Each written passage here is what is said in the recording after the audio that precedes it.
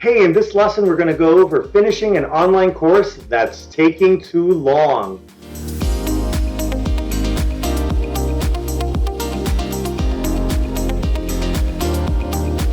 Hi, in this lesson, we're going to go over finishing a course that's just taking too long to get completed. So first of all, let's think about some of the main reasons why you're not finishing your course. And they fall into two big buckets. Number one is your time management, and number two is the course scope and goals. So time management is about you and finding pockets of time that's going to get this done. When are you going to do it? When are you going to find quality time? Or maybe there's just a lot of work to do. So that's time management. And then secondly, course scope and goals is really about what are you trying to do? What's your target? And maybe you're trying to climb a mountain that's just too big, or you just got to take it chunk by chunk. So that's what we're going to talk about. So let's first get into time management techniques and tricks that you can use. The first one is to use weekly time pockets. So as an example, every Saturday morning or every Wednesday night, you're going to go and do 2, 3, 4 hours of stuff that's going to help you complete your course.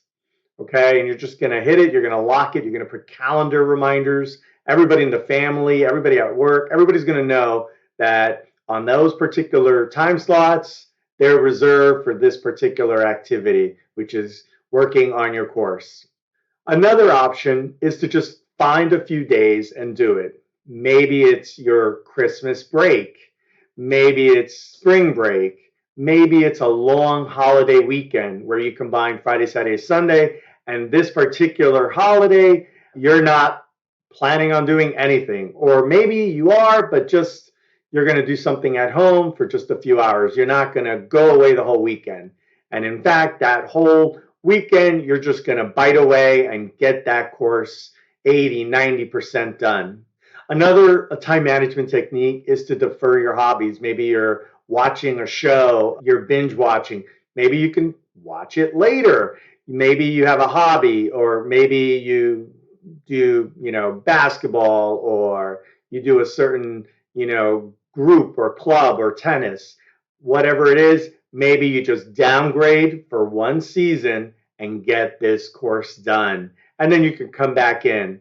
Okay, you don't have to stop it. You could just downgrade or defer your hobbies and activities. But that's one way to find some good quality time to get things done and hit and boost your priorities. Another option is to use text or a bulleted list. Maybe you're trying to create every single slide, every single bullet, every single video. Take it up a notch and just do the outlines. What are your modules? Then you go ahead and you hit, lesson by lesson, and it doesn't have to be pretty, but just get it down. Get it down on paper. Just put your notes there. Doesn't have to be full paragraphs or sentences. A couple of words. In this lesson, we're going to hit bullet A, blah, blah, blah, bullet B, blah, blah, blah, bullet C, blah, blah, blah. That's it. And bang that out for all your lessons. Okay, and start very high level and bring it down by chunking it. Okay, so that could really help you get stuff done. Another thing that you can do is you can get help. Maybe you have the slides, or maybe you have the content and somebody needs to make the slides for you. Or maybe you have the videos, but you're just poor at editing. That's not your thing. Get somebody to help you edit your videos. Or maybe you're done with the videos and you need somebody to upload the courses, the curriculum, and you can go get a service to help you prepare and load up your course. Another time management approach is to just treat it like a marathon. So if you really want to do something big, you can't do it in a weekend. It's going to take a while. So you just got to have a cadence, and you're just going to work mile by mile, just like a marathon. Okay, it's not a sprint. You can't get it done. It's too big. And you're convinced that that big goal is the right goal. So then just keep working it, keep taking bites out of that apple, and just get it done. Okay, so that's another time management approach to get your goals done. So now if we switch over and we think about what is it that you're trying to do? Are you trying to, climb this giant mountain, run a marathon, or just do this little thing, but you haven't been able to do it? So let's really think about kind of your target, your goals with this course. One of the first things you could do is you could potentially narrow your scope. Maybe you're planning 27 modules when really 10 modules is good enough to get you started, especially if it's that first course and you're just there spinning and it's taking you years to get that first course done. So you could potentially narrow the scope, right? That's the width, the total topics that are discussed. The next thing you can do is to go shallow. Maybe you have fewer lessons per module. So instead of going very deep on every single module, you can just hit a couple of items on every module. So you get it done, you get kind of module by module done because you're not getting stuck in every module and you'll never get to the next module. So that technique is kind of going shallow. Another option is to reduce kind of your vision here. So maybe you were going to build a master class, but maybe a mini course is just fine, especially to get going, right? Get your reps in, start learning and get it out there, get students to your course.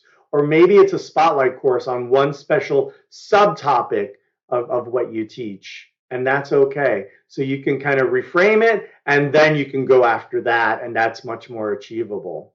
Another option you can do is to get feedback. So maybe you have an existing customer base or a social following, or maybe it's friends and family. You can take that current course or those current videos or slides, share it with them, share them. Maybe it's a bit of content, right? So it's a chunk of a piece of content that's in your course, but you're taking that chunk and you're throwing it out there. You're seeing how people resonate, if they're loving it, if maybe that's good enough to get them to the next step. And maybe that's kind of the course approach you should take, is just, hey, I have a good piece of content here that's helping my students get to the next level, and that's great. Or maybe some of that feedback's negative, and then you're like, you know what, let me not even hit that topic, or let me start all over, or something like that. But at least you're getting feedback so that you can zigzag your way towards your successful, completing your course. Another approach is maybe you have the core content, but you feel like, oh my gosh, I don't have everything ready to have a proper course. It doesn't look like those other courses. I don't have PDFs. I don't have bonus materials. I don't have extras and surveys and quizzes. That's okay. You can do that later, or just have one simple survey or one simple quiz, or maybe it's a Word doc, and that's good enough for now. And later you'll make it interactive. So those are some good ideas to, again, reduce the scope so that you're focusing on the core content, getting your course done, and then moving forward. Another option is to just create a version 1.0. Think of it like software or something like that, where you don't have the very best version of your course yet. This is your initial launch. You're going to get it ready. You're going to get some students to flow through. You might make some money, and then you're iterating to make it better and better over time, including maybe as your gear levels up, as you expand your team with writers, as you maybe more better sewing machines, more cameras, whatever it is that you do. So over time, you're going to have some more money, some more time to get those devices, to get better at making and production, or maybe it's graphics design or a theme.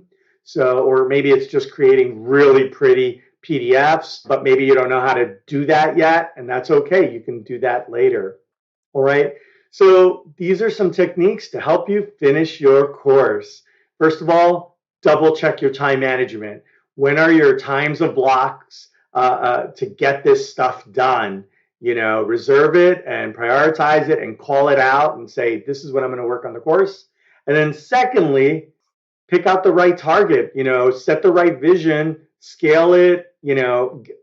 Getting something done is better than being stuck for years, right? So pick an appropriate target. If you need to, call it a mini course, even a free course, whatever. Get that first course done.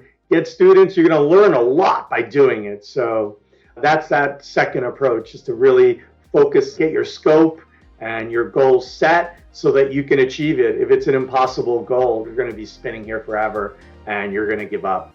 So we don't want that. All right, so hopefully this lesson has helped you and you'll soon finish your course.